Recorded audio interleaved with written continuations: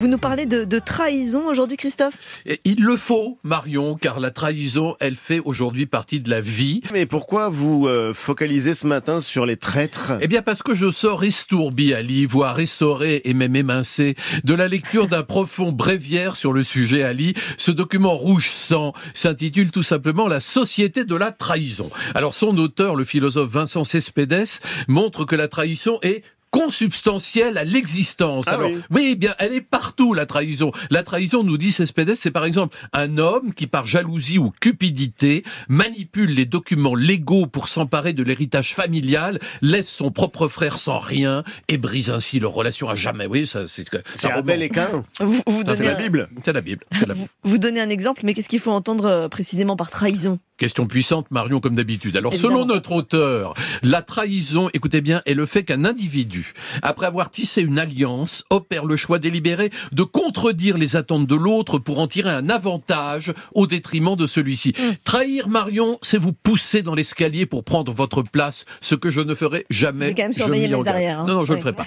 Trahir, c'est révéler un secret qui m'a été confié. C'est piétiner l'autre, c'est passer dans le camp adverse. Résistant à l'occupation, je trahis mes camarades et rejoint le camp nazi. Bref, c'est peu reluisant. Ça s'appelle la trahison, Ali. Vincent Cespedes est entré en philosophie en écrivant sur le Loft. Il a lui-même participé à un jeu télé sur la trahison. Exactement. Ali. Les raisons qui a conduit le philosophe à rédiger La société de la trahison, c'est le fait qu'il a participé en 2023 à un jeu de télé-réalité sur M6 nommé Les Traîtres. Alors voici ce qu'il écrit, parce que c'est passionnant à propos de cette aventure inoubliable. Mon immersion dans les traîtres m'a confronté aux frissons que l'on peut éprouver à manipuler, trahir et même à trouver une forme de plaisir coupable dans cet exercice sans scrupule, le tout sous le voile de l'immunité fournie par le cadre du jeu. Attention, perversité, Ali. En somme, Cespedes a touché du doigt le plaisir pervers de la transgression. Ouais, quand on parle de la trahison, Christophe, il ne faut pas oublier le ou la trahi. Mais c'est très fin, Marion, car la trahison